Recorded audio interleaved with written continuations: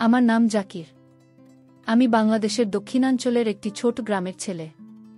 আমাদের এলাকাটি কৃষিপ্রধান এলাকা, তাই গ্রামের সব লোকই বলতে গেলে কৃষিজীবী। আমার বাবা ও তার ব্যতিক্রম নয়। আমার দাদুর কাছ থেকে আমার বাবা উত্তরাধিকার সূত্রে পেয়েছিলেন মাত্র 2 বিঘা জমি। সেটাকে নিজের পরিশ্রমে আমার বাবা করেছিলেন 12 বিঘা। আমাদের গ্রামটা খুব খরাপ্রবণ এলাকায় অবস্থিত, তাই পানির সংকট খুব বেশি। গ্রামের মাঠে যে সব ফসল করাতে বাঁচতে পারে সেসব ফসিল করা হয়। আমাদের বাড়ি একটা বিশাল বড় মাঠের একধারে অবস্থিত। ঘরের সামনে থেকে আশেপাশের সবগুলি মাটি আমার বাবার, সেগুলিতে কখনো গরম, কখনো ভুট্টা, কখনো শাকসবজির চাষ হয়। আমার বাবা খুব পরিশ্রমী লোক। দিনরাত ক্ষেতের পিছনে সময় ব্যয় করেন। শারীরিক দিক থেকে উনিও বেশ শক্তিশালী, লম্বা চৌড়া শরীরের লোক। আমি নিজেও এখন 18 বছর বয়সে একদম 6 ফুট লম্বা তাগড়া জোয়ান হয়ে উঠেছি। গ্রামের স্কুলে আমি এসএসসি ফাইনাল পরীক্ষা দিয়ে এখন বাড়ির কাছের একটা কলেজে নতুন ভর্তি হয়েছে। 2 দিন গিয়েছি কলেজে, লেখাপড়া বাদে বাকি সময়টা আমি মায়ের সাথে সময় কাটাই। তবে মাঝে মাঝে আমিও বাবাকে ক্ষেতের কাজে সাহায্য করি। আমার ছোট একটা বোন আছে, ওর বয়স 13, ক্লাস 7-এ পড়ে। বোনটাও হলো আমার মতো অনেক সুন্দরী, তার সামনেও এখন বড় হয়েছে, আর সবার ছোট ভাইটার বয়স মাত্র 1 বছর।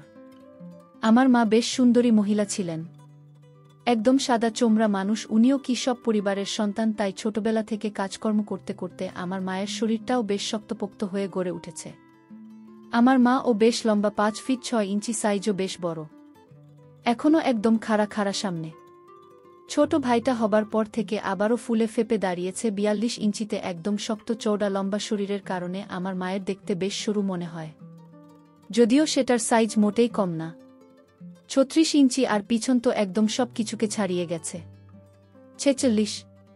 গ্রামের মহিলারা সারাদিন ঘরের সব কাজ ছাড়াও স্বামীকে খেতে কাজ করতেও নানাভাবে সাহায্য করে, তাই এখন 34 বছর বয়সেও আমার মায়ের শরীর যেন একটুও টলেনি। আমার বিয়ে হয়েছে 14 বছর বয়সে। শারীরিক কাজকর্ম করার কারণে আমাদের গ্রামের সব ছেলে মেয়েগুলির শরীরে বেশ তা গোড়া শক্তপোক্ত। মায়ের প্রতি আমার আকর্ষণ বেশি দিনের না, এই বছর 2-1 হবে। স্কুল ফাইনাল পাশ করার আগে এক বন্ধু এনে দিয়েছিল আমার হাতে জীবনের প্রথম বই, গল্পের বই। সেটাতে মা ছেলে, ভাইবোন আর বাবা মেয়ের কাহিনীতে ভরপুর।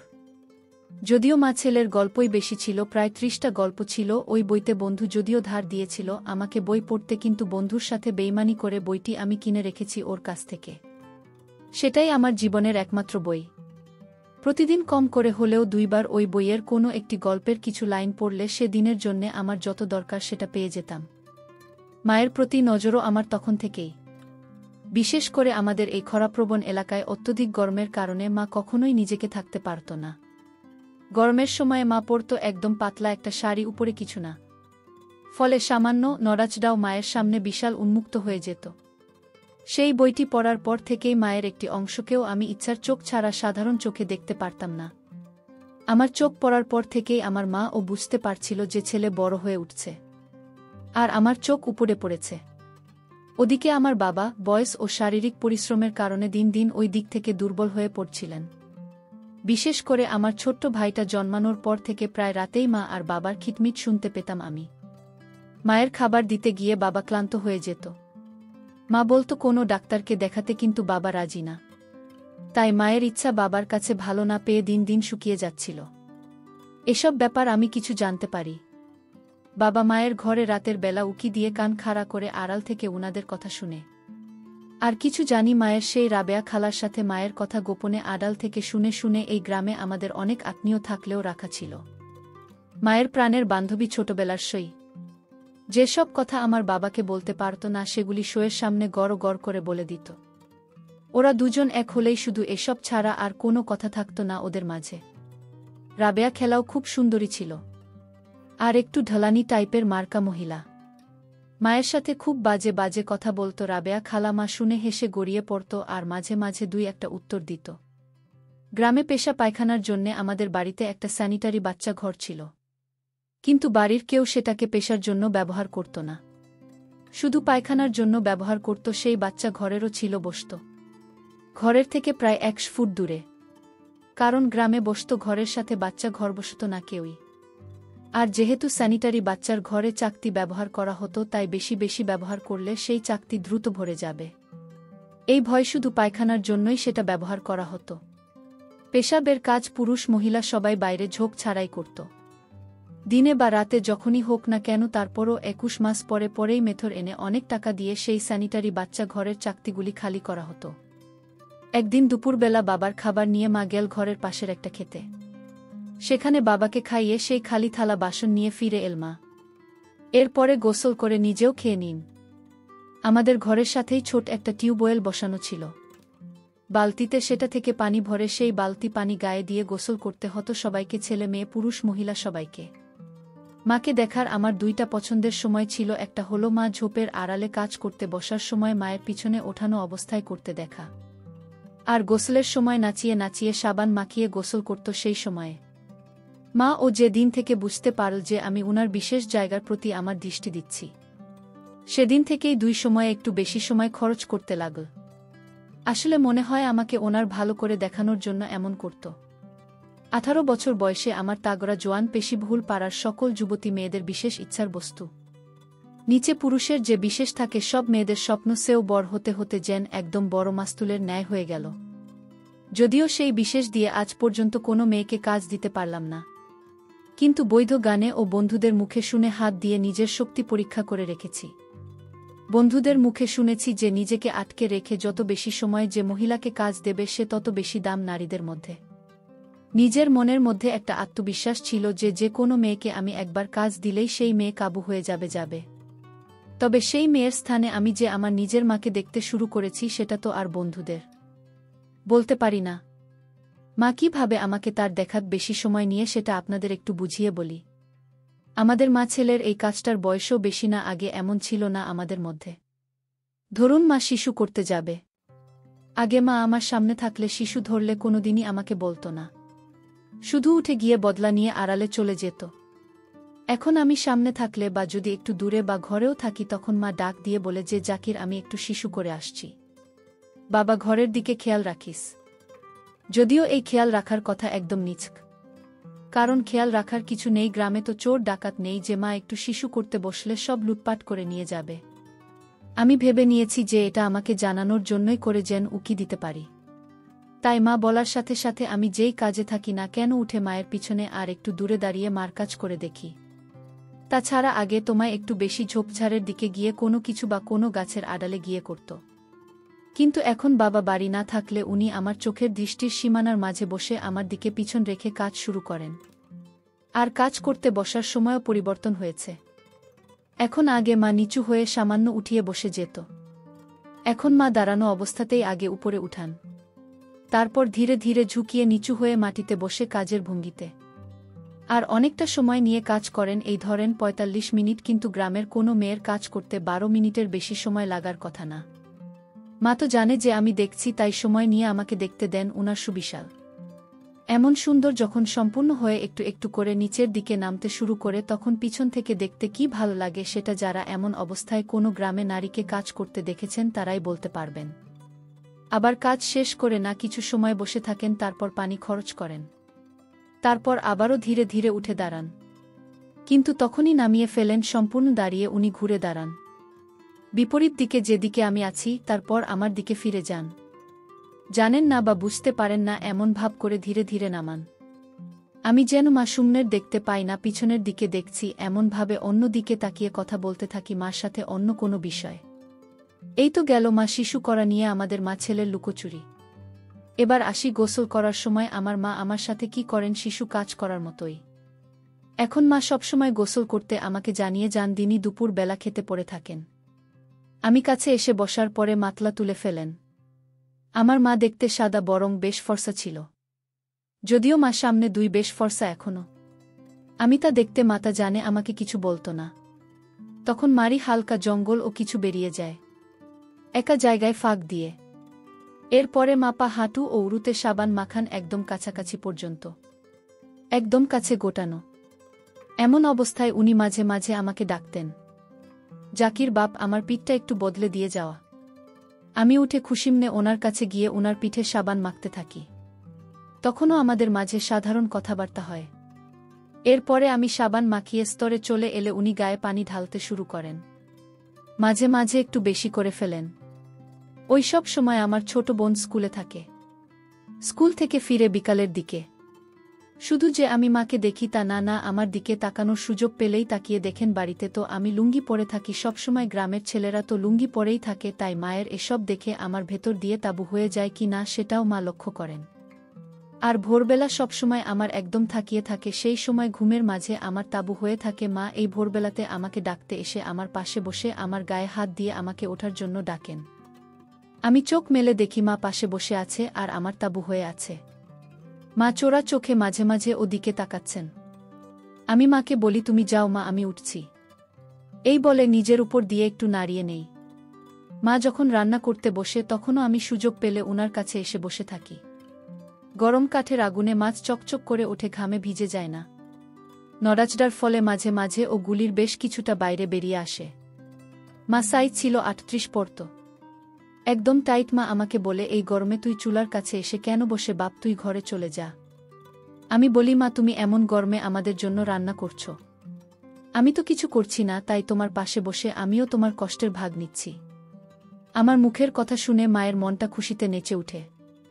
উনি তখন একটু সোনালির স্বরে করে আমাকে বলেন, বাপরে মায়া, মানুষের তো চুলার কাছে কাজ করতে হবে। এখন গরমের কারণে আমার যেমন গরম হচ্ছে তোর গরম হয়ে যাবে দেখিস। হোক মা, অসুবিধা নেই, তুই তো ব্যাটা মানুষ, গরম হলে পানিতে লাফ দিয়ে ঠান্ডা হয়ে নিবি। আমি কি করুম বল বাপ, দেখ কেমন ঘুমিয়ে গেছি দেখ। এই বলে মা সামনের সরিয়ে যে ঘামে ভিজে সপসপ করছে সেটা দেখায়। তুমি রান্না শেষ করে গোসল করে নিও, এখন বেশি গরম লাগলে তুমি সামনে খুলে ফেলো না। আমি কথাটা বলতে মা আমার দিকে তাকিয়ে আছে। আবার অন্যদিকে কথা ঘুরিয়ে, তোর বাবার কখন বাড়ি চলে আসে ঠিক নেই, না হলে আমিও শাড়ি পরা বাদ দিতাম এই গরমে। এই বলে মা নিজের একদম কাছের গুটিয়ে রাখেন, পুরো না তোলে।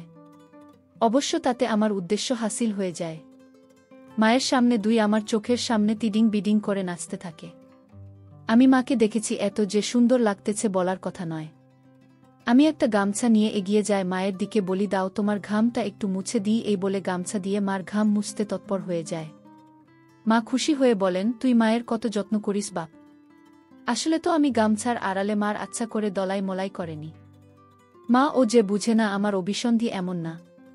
আমার মনে হয় মাও বুঝে আর আছে মার পান করানোর ব্যাপার।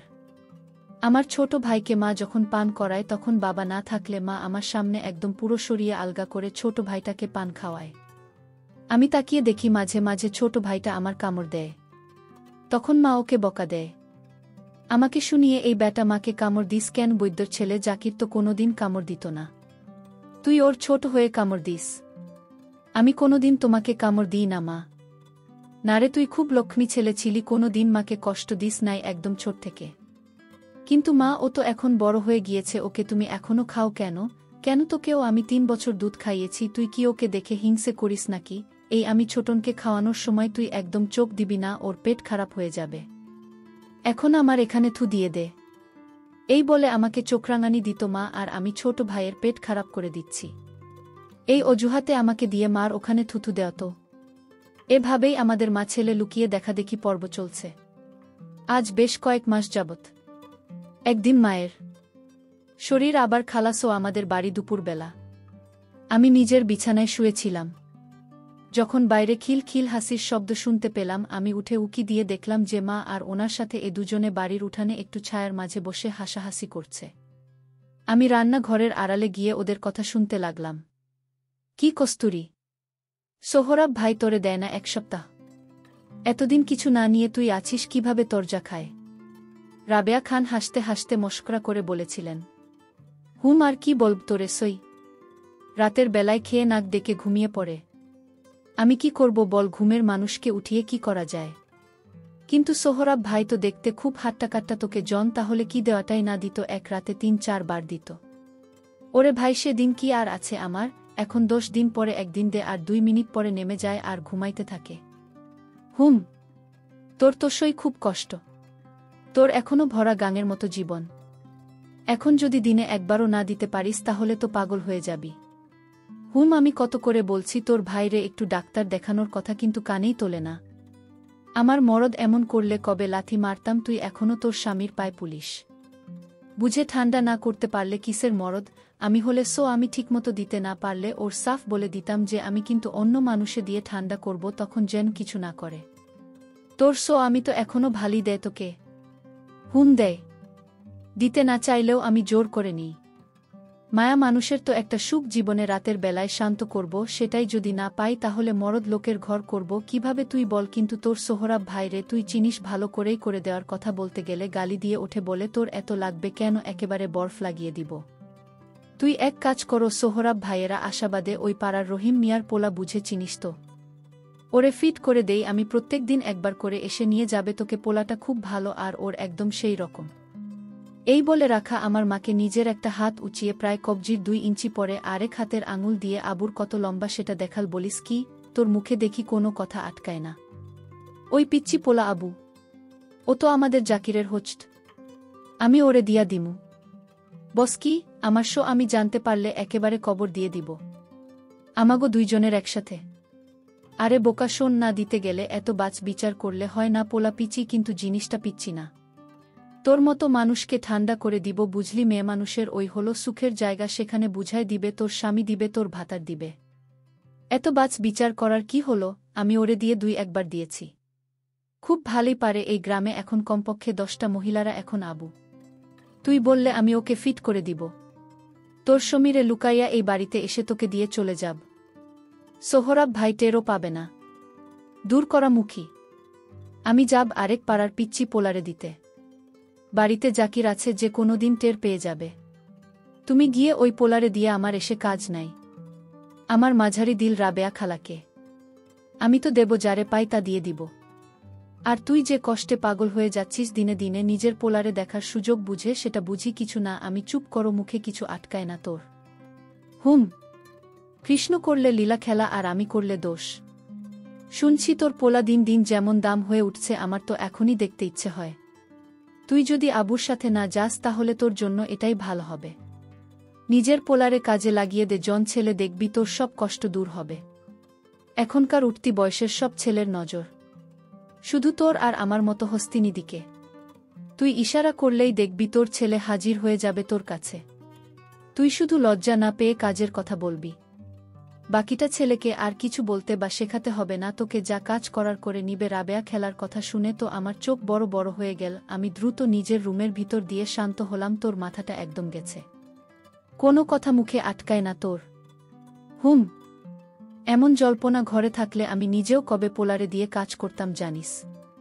জন পোলার আমাগো মতো জন্য ফিট একবার কাজ করিয়ে নিতে পারলেই হলো। এরপরে কার ঘরের ভিতর কি চলে কে জানবে। বাদ দে তো এসব কথা। কেন বাদ দেব, তুই যা সুন্দর, তোর ছেলে দেখলে পাগল হয়ে যাবে। আমি ছেলে হলে তোকে দিতাম না। জানি তোর এটা কি সুন্দর মা বলে, আমারটা অনেক সুন্দর, তবে হালকা জঙ্গল আছে। রাবেয়া খালা বলছে আজকাল ছেলেদের জঙ্গল পছন্দ না, ওগুলো পরিষ্কার রাখিস। জানি তো, পোলার কথা শুনেই তোর পানি চলে এসেছে। আরে এত শরম পাইলে পাইলে কাজ করবে কিভাবে? একবার তোর ছেলেরে দেখা, দেখবি ছেলে তোকে দেখলে কাজ করতে চাইবে। ও ঠিকই তোর কষ্ট দেখে কাজ করে দেবে। চুপ করে। আর পোলার বাপ যদি একবার ধরে ফেলে তখন কি হবে? দিনে পোলার ভাত খেতে থাকলে একবার খেতে দেবে, আর রাতে সবাই ঘুমালে ছেলেকে বাইরে নিয়ে গিয়ে একবার দিবি। 10টার সময় তখন তো গ্রামে কেউ থাকে না, তোদের বাড়িতে করবে, কেউ জানবে না। সাবধানে করবি যেন পোলার বাপে ধরতে না পারে। ঘরের কথাকে বাইরে যে মানুষের বলবে বলতো দেখি আমার সেই কথাই বলছি শোন, ঘরের কথা ঘরে রাখা ভালো। আর তোর ছেলে তোকে দেওয়ার জন্যই এমন করে তো দিকে তাকায়। এখন তুই দেখে নে তোর ছেলেরে কেমন, আর তোর পোলা কেউ তোর দেখাতে শুরু করে একবার, এরপরে দেখবি পেল্লায় নিজেই তোকে দেওয়া শুরু করব। শুধু মনে রাখবি, পোলার যখন তোকে দিতে চাইছি তখন ওকে আমি করিস না।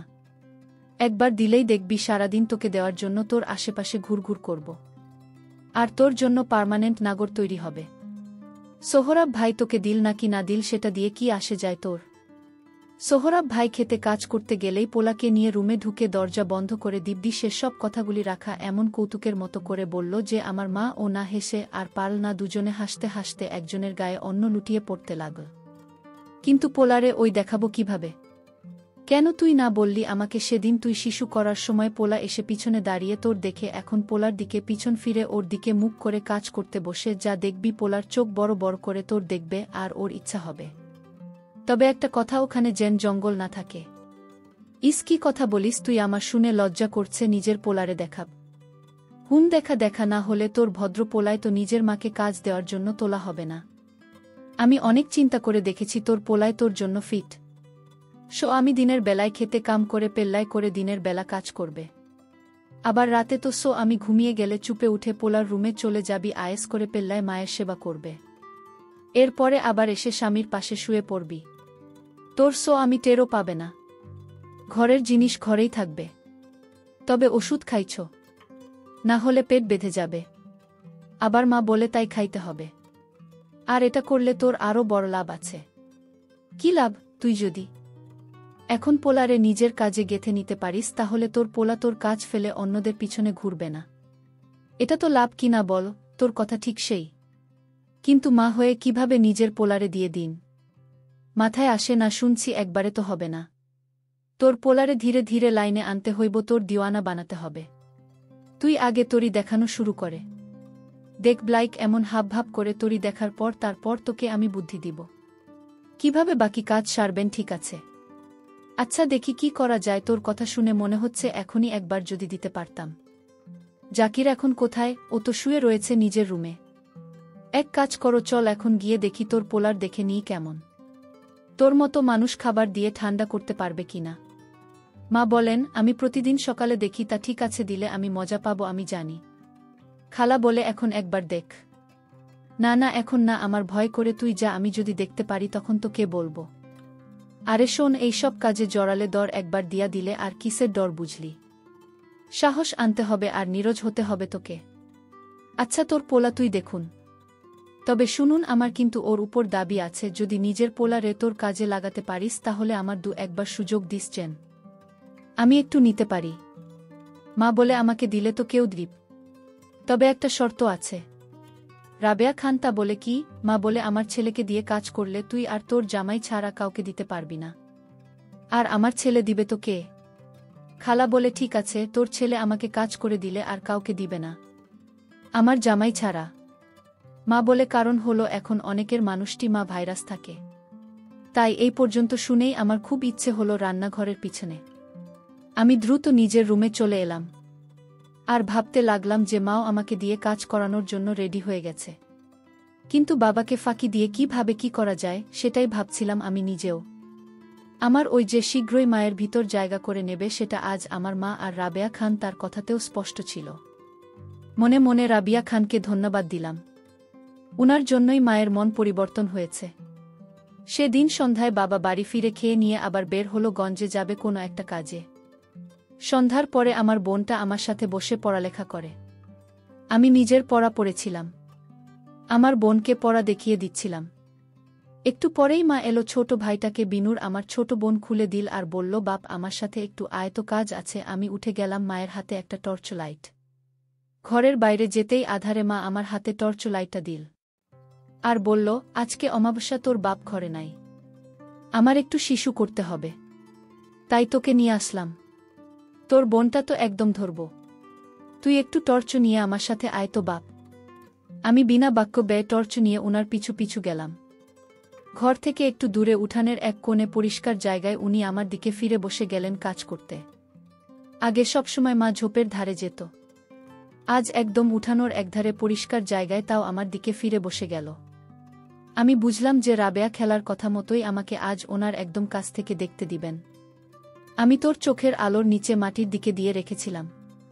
উনি মাটিতে কাজের ভঙ্গিতে বসে আমাকে বলল, তুইও একটু কাজ করেন। আজ অমাবস্যা, একা একা বারবার ঘরের বাইরে আসা ঠিক না। আমিও সাথে সাথে মা দিকে মুখ করে বসে গেলাম। আমরা দুজনেই এখন একদম মুখোমুখি কাজ করার মতো করে বসেছিলাম।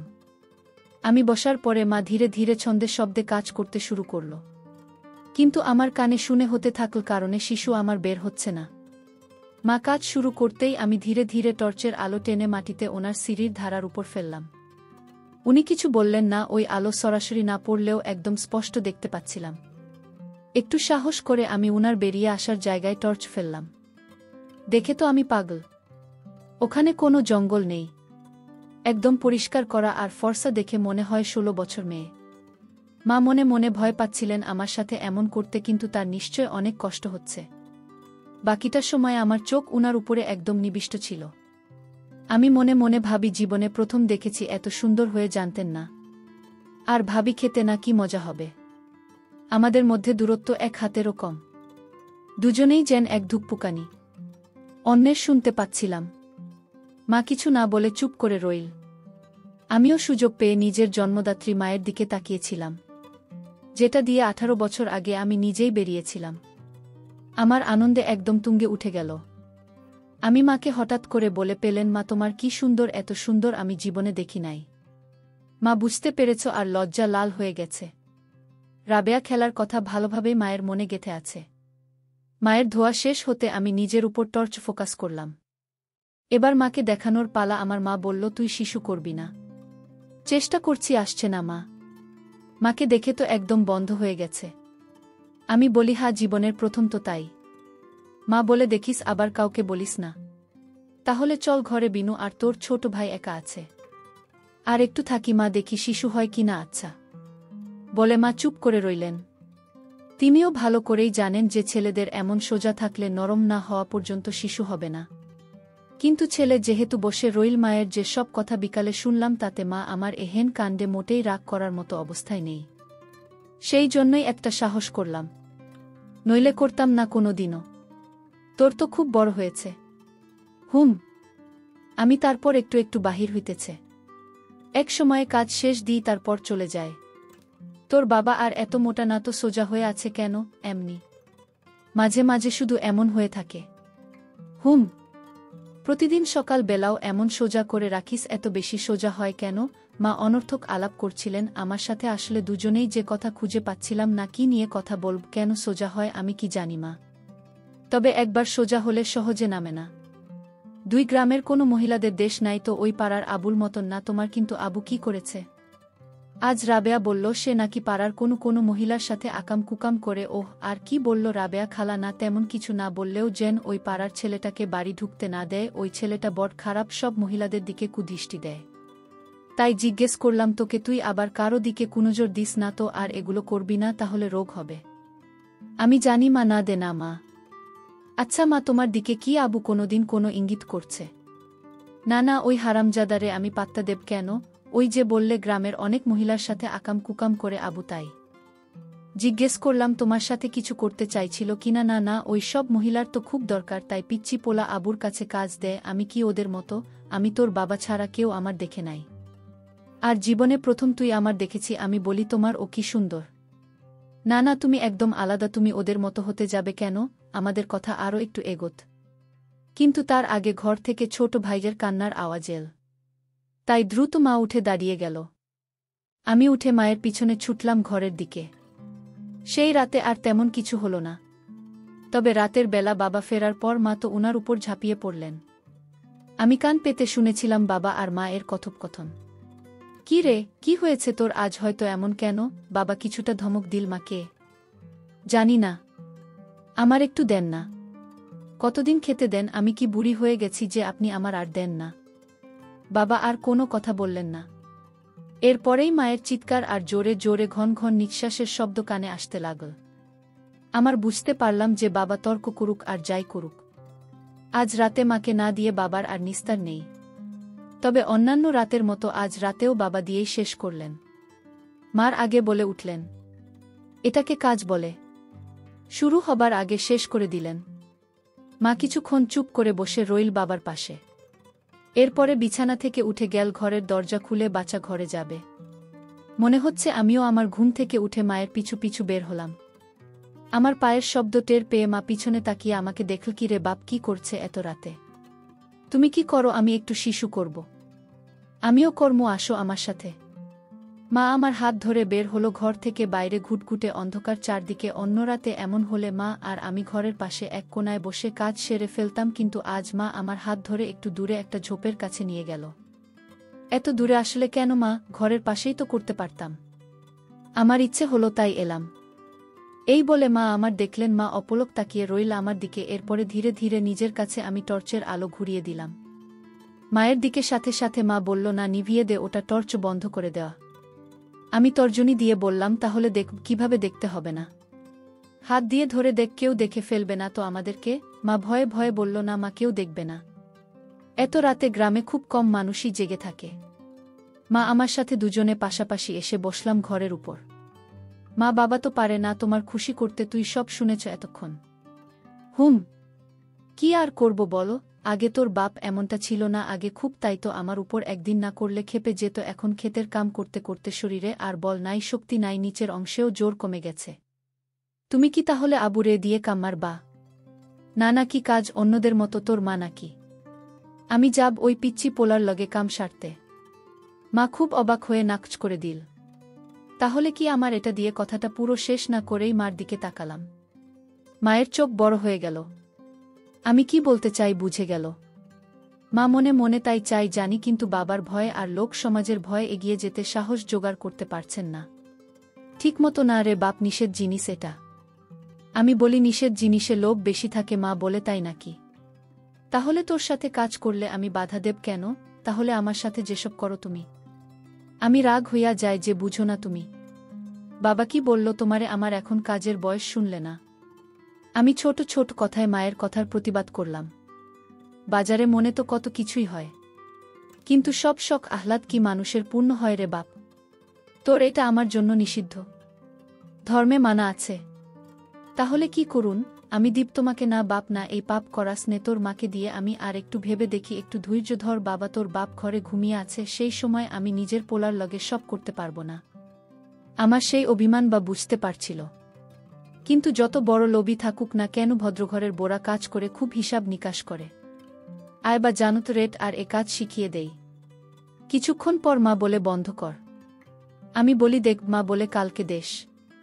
তখন আমি মাকে বলি, আমার বিশ্বাস হইতেছে না তোমাকে দিয়েছি। মা বলে, কথা না বলে রুমে গিয়ে ঘুমিয়ে যা, কালকে দুপুর করিস।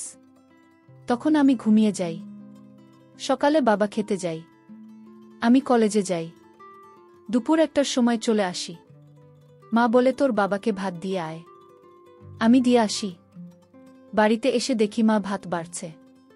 এরপর সবসময় মাকে।